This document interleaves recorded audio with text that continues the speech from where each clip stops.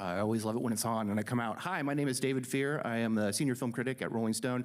Thank you guys so much for coming out to see Dune Part 2 on a nice big screen and some comfortable chairs in one of my favorite venues in all of New York. You guys are in for a treat tonight. Please help me welcome to the stage Austin Butler,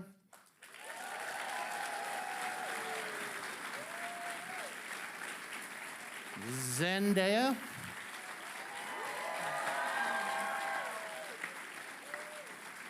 Timothee Chalamet,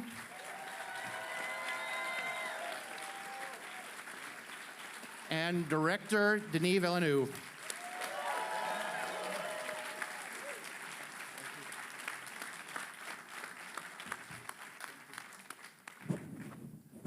Thank you for being here, watching the movie on the big screen. That means a lot to us. Thank you. Congratulations.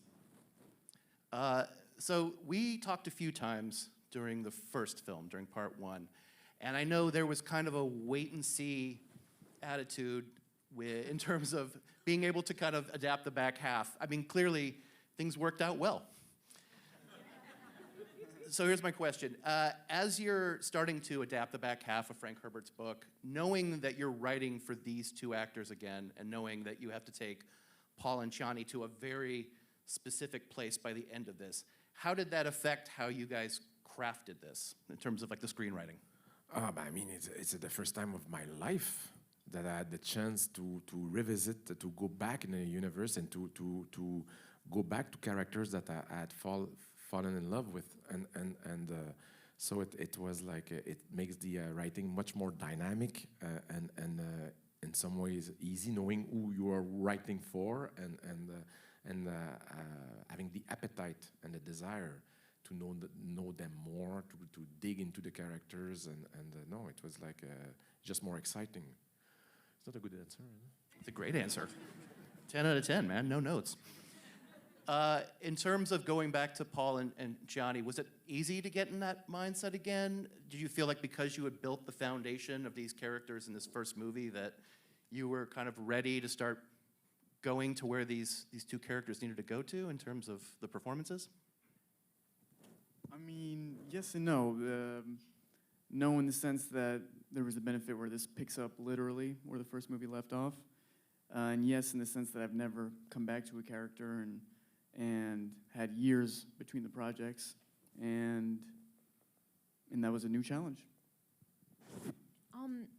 For me, I guess I was so excited to get back because I only got a taste of it the first time. The amount of work I got to do on the first time was really not much more than a week, and being there was such a special time. I mean, I feel like I connected with everybody so quickly. I felt very welcomed on that set, and I felt like I just dropped into this universe, this other world, and I just really kind of like craved wanting more of it and more time with her and getting time to understand her and talk about her, because I think like with Denis, like I remember like I literally arrived, I was shooting like Euphoria at the time, and I arrived and he was like, all right, we're getting right into it, and I didn't really have much time to ask a lot of questions or figure her out. So this was really special for me because I was like, oh, I get some time with her, I get to know her, I get to figure out who this girl is and what she cares about, and also incredibly grateful that, obviously beautiful source material, but having gone through the book so many times and then talking to Denis and his interpretation of Chani and giving her, I think, a bit more of her own voice, and I'm trying to figure out the best words for it really, but she has a point of view, and she has something to say, and she's, for lack of a better term, like standing on business, right? Like this is what she believes, and I just appreciated that, and carving that part of who she is out, because it makes the love story, I think, far more complicated and tears her up inside quite a bit more, because it's a fight of mind and heart. So yeah, it was really special to be able to actually have time with her and with everybody else. I mean, I rewatched it again today, and I kind of noticed how you're really seeing things from Paul's perspective for the first half of it, because he's kind of your guide through this culture that everyone, like, he's still trying to kind of figure out.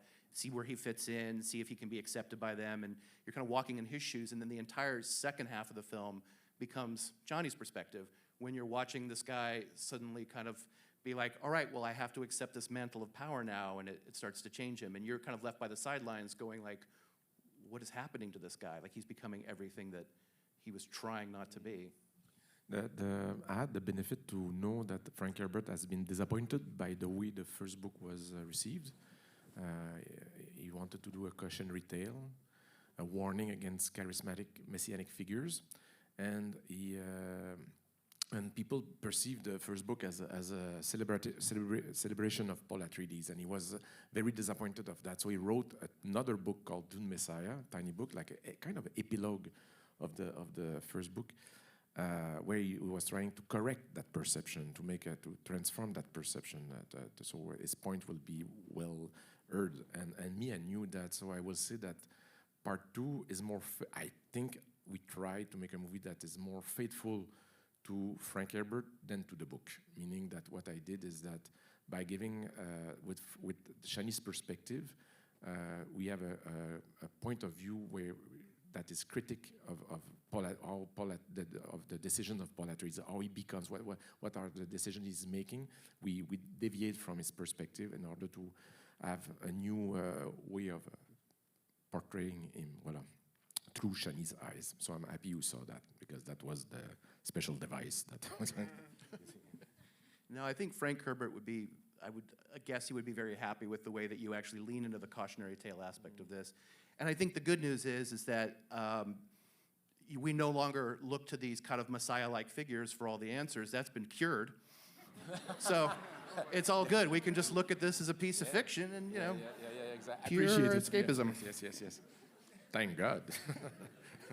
Let's talk a little bit about the love story aspect. I want to hear about you establishing this in the writing, and then the two of you kind of, in terms of the acting and the performances, establishing this bond between them, both on the battlefield, because they really seem to sync up well when they're kicking the shit out of Harkonian troops, and in terms of the kind of burgeoning romantic relationship. The question is to who? Yes. Okay, to me. Let's start with you. Okay, but I will say that I kept saying to my crew, if we don't believe in their relationship, if we don't believe in Paul and Shani's love story, there's no movie. It's all the structure of the movie is based on their relationship, how their relationship evolved through the movie. And we wrote the screenplay thinking with that structure in mind. But as we were shooting, I remember that I was feeling sometimes that I deeply love it. It's like you shoot a scene, and because of them, and because of things the way it happen, it becomes more powerful and more meaningful, but sometimes more, and it goes in a direction that you feel, okay, now to fill the gap, there's too much of a step. So I wrote additional scenes sometimes as we were shooting, and I love, and that's the thing I love about Hollywood. You can actually wake up in the middle of the night, write something, go to your first AD and say, hey, let's shoot this, and then people will adjust and you will have the power to do that. I suffer so much, guys. So I love the fact that you can actually have the time to do those things. And my goal was to make sure that when we will be in the editing room, we will have all the ingredients to bring that story to the screen and not having to go back. I didn't want to go back. I wanted to just have, so that's why, voilà. That's the truth. That's the, yeah. And then in terms of the performances? I mean, well, it's, the script is the groundwork, and I don't really see it as selling anything, and I don't say it defensively. I feel like what you see in the movie is played for real. That's to say these characters are falling in love against their own better judgment. At least I don't want to speak for Chani, but so I don't want to get too fancy and say we're selling anything, because I feel like we're really... Maybe selling's the wrong word, establishing that romantic relationship and that bond. Well, again, I feel like it's in the script, I feel like it was baked in very tactfully by Denis, and that is to say the movie's still the world of Dune, and it's the story of Paul Atreides in some way in his messianic arc, but you have this very sincere, relationship that blossoms between Chani and Paul, and, Zendaya and I would kind of crack up on set trying to figure out what does it look like for you know, two space warriors to flirt, for lack of a better expression, you know. And I think Denis gave us sort of a wide berth to figure that out. Like that wind trap scene, I feel like there's 12 different versions of that scene. And, you know, we found a way where it's true to the book, true to the tone of the movie, but also to an audience will feel like, okay, these people are actually, you know, vibing. Good vibes. Yeah, no, I mean, I echo what you say too, and also, you know, I think the word we ended up using a lot was like earned. Like we have to feel like we earned their love story. And so I think all three of us really, because it was the three of us in this relationship, had to like really earn this love between them. And I mean, there's so much, you know, so much scale, so much scope, so much to cover. How do we find the time to dig out these moments where we feel like we've earned their love? And what I appreciated also about, you know, their relationship is Chani is not going into it seeing him as a Messiah, right? Like that alone, he has to earn her trust and her respect. And that in and of itself is her watching him earn it, is us as an audience earning it too. And so I think that became our job, was always just trying to find these little human moments between two people that are ultimately in extraordinary circumstances, in very difficult circumstances, and are in constant battle between what the right thing is to do for the greater good or for their own heart. And also, it's like when you have a girl who, like you're saying, is a space warrior, like experiencing love for the first time, like what does that look like? How does that feel for her? Is this something she ever thought would even exist in her in her future? And certainly not in the face of someone that I think carries a lot of pain and honestly hatred towards the idea of what he stands for. So it's like we have to then fight down and break down those walls for her and earn it. So I'm just very grateful that I think Denis, again, allowed us the space to like find those moments, even in takes like the glance passes where we just are looking at each other from like across the room. But those moments, I think, allow for so much to be said, even if they're not actually having a conversation. I love that you brought up the human element, and we're gonna get to the evil porcelain doll in just a second. We know you're down there, it's all good. But since you brought this up now, I'm kind of curious, because when you see this, Don't piss him off, man. No, trust me, handy with a knife. When I watch this on a big screen, you're really great at like blending the epic and the intimate. But the fact of the matter is, when you see all this epic imagery on screen, there still needs to be a human element, a human through line that's kind of taking you through the story, or else it's just spectacle. And this is not a film that's just spectacle, in my opinion. But I'm just curious, as actors, you know, the challenge of the benefit of being in this very immersive world that Denis created, but then the challenge of being able to make sure that that story doesn't accidentally get lost amidst all this kind of sound and fury. I'll take any of the actors. Over to you, Austin. Well, I mean, I think as far as they're not getting lost, it's all. I mean, I can speak for myself, but I think that every actor would probably feel the same way, that you feel so safe in Denis' hands. You know, he's got such a strong vision, and is such a open-hearted collaborator. You know, that it creates a very safe environment where you feel that you can play and you can try things, but you always know that you're held with his vision. And he's as skilled as they come, you know, in being able to bring that vision to life.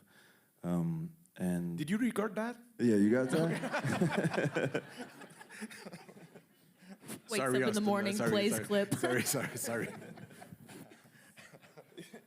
Yes, I mean, we're safe, yeah.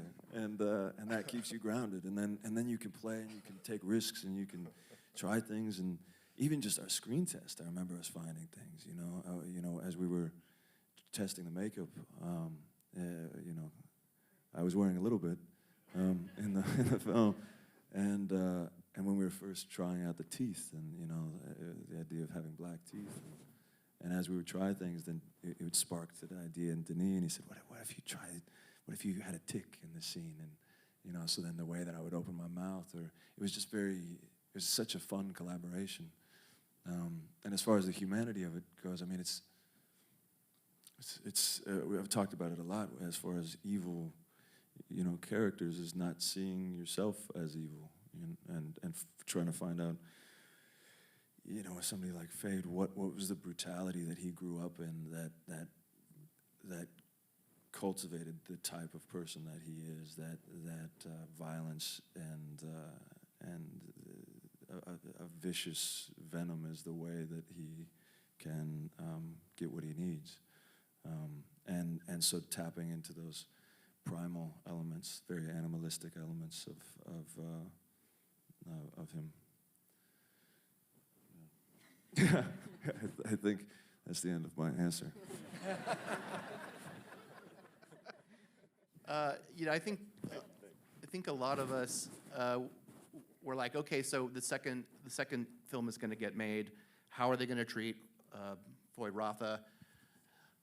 We've seen a couple of different interpretations of him. Some of them are charismatic, some of them are a little campy, and then you see this guy getting slathered with battle paint up on screen, and you're like, holy shit, he's a fucking psychotic nightmare. Oh my God, like it really, from the get-go, you kind of establish this guy as somebody who's not to be messed with. So you talked a little bit about kind of finding various angles. I would love to hear more about that, how you kind of constructed this character, and how you worked in conjunction with Denis' vision for who this character was. Yeah, I mean, we talked a lot about,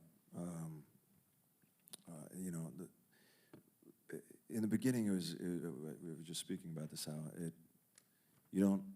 the options are so open, you know, because we're not recreating anything. It's like, and I had the great fortune of getting to see the first film, so then I know the textures and I know the world that I'm stepping into, and then that just starts to spark imagination, where you go, how does he move? You know, he could be very fluid in the way that he moves, or he could be brutish, and he could speak in any way. I could speak in, you know, any different voice, and so then I was figuring out how does he speak, and that for me, there was one night late. I remember, I don't know if I texted you, if I called you, but I said, what if, because I grew up with the Baron as the person that I see with the most power, if through osmosis I've taken some of his traits and his voice, hello, and so then finding that voice, then that it helped, because it changes the way you breathe, and it changes the way you move and think, and so all those elements come together, and like I say, you know, working with Denis was such a joy, because you could just bring ideas and try things, but like I say, then it gets honed down to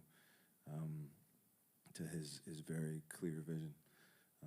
So yeah, that's why I say it was delicious to play that part.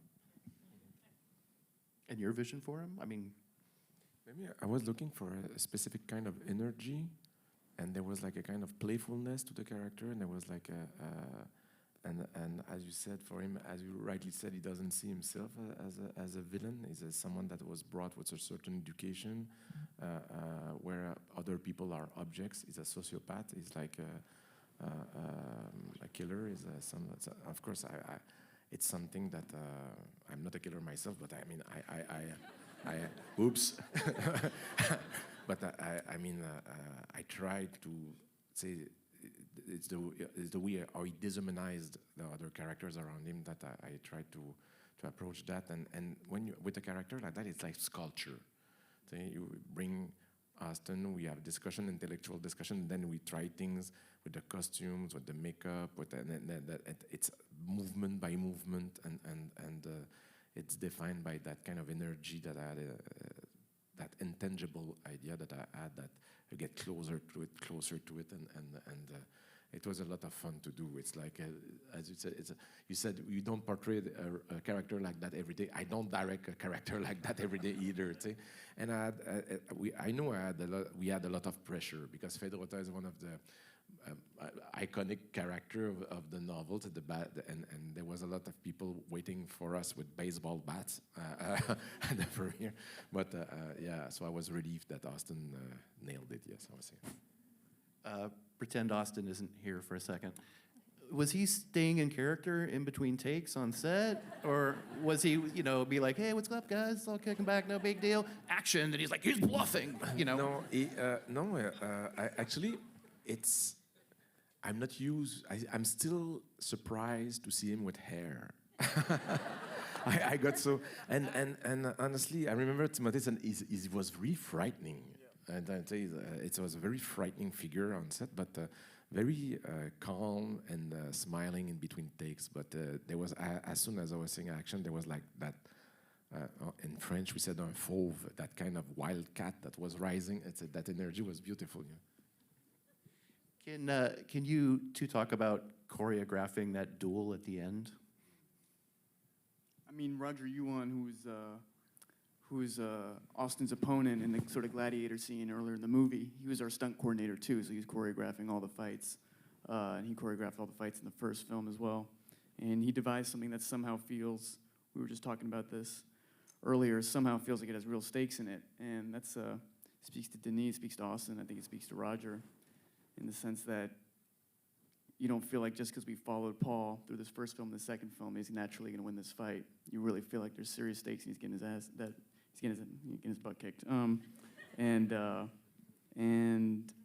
I just think we can't take that for granted. And there's a major fight sequence at the end of this film that takes points of views of different characters, whether it's Chani or Irulan or the Emperor. And in 2024, to have a fight scene that's shot almost entirely practically with real stakes in it. Again, I think it's Denis and Roger and Austin and I, put in the work to get it down. What else can I add to that? I mean, it was really, it was one of the first elements that I started working on was getting to study Kali, which is Filipino stick fighting, and did that like for 6 months before we started shooting, and so Timmy and I were independently training, and then once we sort of got the base of that training, then with Roger we started honing the particular style of. I mean, for me, I was kind of open, so we're figuring out how does Fade fight, and then our first day meeting, we got into the fight, and that was how we bonded. I love, because thank you for talking about Roger Yuan, because what I love about Roger is really there's poetry in his fight. There's like the Harkonnen way of fighting, the Atreides way of fighting. There's the way Paul used Atreides tricks and then Fremen tricks into the fight, and there's echoes to the Jamis fight in the first film. There's things that Paul becomes more and more closer to Jamis as the fight evolved. There's all things, little subtle, that choreographer could notice that it's a language in itself, the fight sequence, and that it's all Roger that has that kind of poetic genius about movement. What I was saying. Yeah. Before we go, I just really want to talk about the ending, because we're leaving Paul in a state of what I think is a huge moral compromise, and we're also leaving Chani in a state of what seems to be betrayal, heartbreak, and then this kind of steeliness.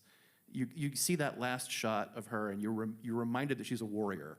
Like, she's not going to take any of this, lying down. So I'm just curious about the discussions between you and the two respective leads in terms of getting them to this place, because it's all sort of building to this arc. It's all building to these last few scenes.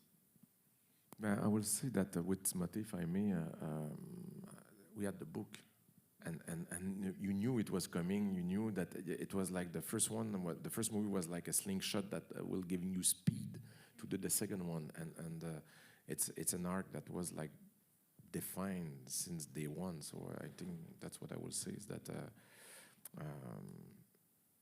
they are fantastic actors, and it was in the screenplay. So Wait, wait. Sure, it's in the script, but No, it's true. Yeah. That's how I feel too. I mean, I feel like that's exactly how I feel. It's baked into the script, and in regards to Paul, it's baked into the book too. I think they could speak to how it's different, where Chinese roles maybe more fleshed out in the screenplay, and maybe where there's more up for interpretation for Zendaya and Denis. But for me, it felt very on the page. Yeah, I mean, I think, I guess for Chani, like it's like going into it and like again having read the book and having that material, but also having Denis to speak to about her perspective and in what ways would we change her to, again, I guess what you're saying is to honor this what I think Frank Herbert was trying to convey, and ultimately it puts again, it's not just like, oh yeah, I met this guy, he's the Messiah, great, I'll do whatever he wants me to do. She's there's a true I think pain behind what he represents, and because of that, the entire time she's not allowing herself to love him. And then when she does, when he earns all this, it just throws back into her face. And I think ultimately she's a warrior, right? Like you said, she's not going to take it lying down. And this idea of like not even being able to cry and crying, you don't even waste your water to the dead. And this idea of at the end of the day, she is someone who just got her heart broken. And like, yeah, but the stakes are like the universe, So it becomes so big, but also so small at the same time. And I felt an enormous amount of responsibility because that shot was always written as the last shot. So I was like, I better nail this, But I was given so much support, and also I think it was like we were just talking about this, but it was our final day of shooting in the desert, and so it just, it was quite emotional anyway, and I felt like we had created this beautiful family, and I think all of those emotions I got to use, but yeah, I think it's finding the humanity in these very sometimes even larger than life characters, and never forgetting that they are human and they do experience these emotions. I think sometimes what I appreciate about the character of Chani is she's one of the few people that doesn't have like special powers. She isn't a Bene Gesserit. She can't mind control whatever, and her only motivation is to do right by her people. And so loving Paul, I think, is an indirect, I guess, breach of that. It goes against everything she believes in, which is the people that she loves, the people, her community, and the Fremen.